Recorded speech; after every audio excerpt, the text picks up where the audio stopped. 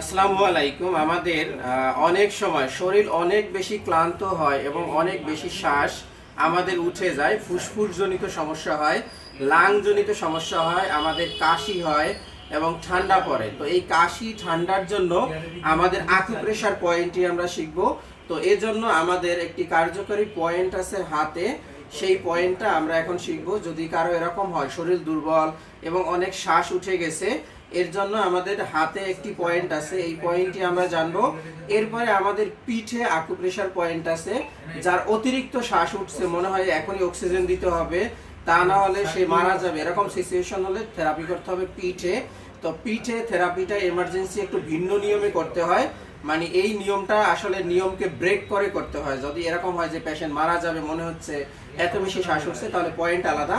কিন্তু শরীর দুর্বল এবং তাকে এখনই ট্রিটমেন্ট দেওয়া প্রয়োজন এবং কাশি হচ্ছে, শ্বাস উঠে যাচ্ছে, তাহলে আমরা হাতে এখানে কি করব, প্রেশার ক্রিয়েট করব।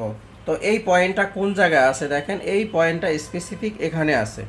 তো আমরা কি করব, এই জায়গাটায় হাতটা কিন্তু এই পয়েন্টটা হতে হবে, আমি যেভাবে মার্ক করে আপনাদের দেখিয়েছি, জাস্ট এভাবে আপনি প্রেশার ক্রিয়েট করবেন, নখ দিয়ে প্রেশার ক্রিয়েট করবেন না, তাহলে সে কিন্তু কি করবে, মানে ব্যথা পাবে। তো আপনি নখ দিয়ে প্রেশার করা যাবে না, আপনি যেই পয়েন্ট আপনি হাত দিয়ে প্রেশার ক্রিয়েট করেন বা যে কোনো কাঠি ব্যবহার করতে পারেন, এভাবে আস্তে আস্তে প্রেশার ক্রিয়েট করতে পারেন। প্রথমত এরকম প্রেশার ক্রিয়েট করার পরে যখন তার একটু ভালো অনুভূতি হচ্ছে বা সে হয়তো বা কিছুই বুঝতেছে না, আপনি জাস্ট চেপে ধরেন। এভাবে যদি আপনি 2 থেকে 5 মিনিট চেপে ধরেন, তার শরীরের দুর্বলতা এবং শ্বাস এটা কিন্তু ভালো হয়ে যাবে।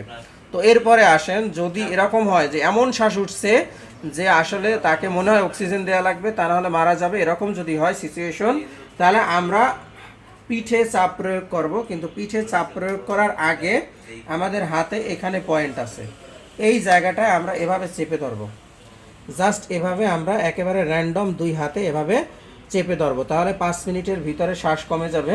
তো এখানে চেপে ধরার পরে আমরা কি করব, একটু আমরা পেশেন্টের পিছনে, পিঠে, আমাদের পিঠে একটু, ক্যামেরাম্যান পিছনে আসবেন। তো আমাদের এই যে চোয়াল বরাবর এই জায়গাটা থেকে এবং এই জায়গাটা থেকে অনেক বেশি পয়েন্ট থাকে। তো আমরা যদি এভাবে প্রেশার ক্রিয়েট করি, তাহলে কিন্তু তার অনেক ভালো অনুভব হবে, কিন্তু এই অনুভূতিটা কিন্তু আসলে সে বুঝতে পারবে না, যেহেতু এরকম অনেক বেশি শ্বাস এবং মনে হচ্ছে যে অক্সিজেন না দিলে সমস্যা। তো আপনারা হাতটা এরকম মুভ করবেন, মুভ করার পরে আপনি কি করবেন, এভাবে এভাবে পালসিং করবেন। তো এর থেকেও জোরে আপনার পালসিং করার প্রয়োজন হতে পারে। তো ফুসফুস যদি এভাবে আপনি পাঞ্চ করেন, তাহলে ভিতরের যে ব্রঙ্কারিয়াল আর্টারিগুলো আছে সেগুলোতে আমাদের অক্সিজেন সরবরাহ অনেক বেশি বেড়ে যাবে এবং তার শ্বাস যে উঠছিল এটা পড়ে যায়। তো কোনো ব্যক্তি যদি অনেক বেশি কাশি দেয়, ঠান্ডা লাগে, হাতে চাপ প্রয়োগ করার পর কিছু হচ্ছে না, জাস্ট আপনি এই জায়গাটায় এভাবে আপনি প্রেশার ক্রিয়েট করেন, পাঞ্চিং করেন, খুব দ্রুত দেখবেন তার কাশি বন্ধ হয়ে গেছে এবং তার যে শ্বাসকষ্ট হচ্ছিল সেটাও বন্ধ হয়ে গেছে। সবাইকে ধন্যবাদ।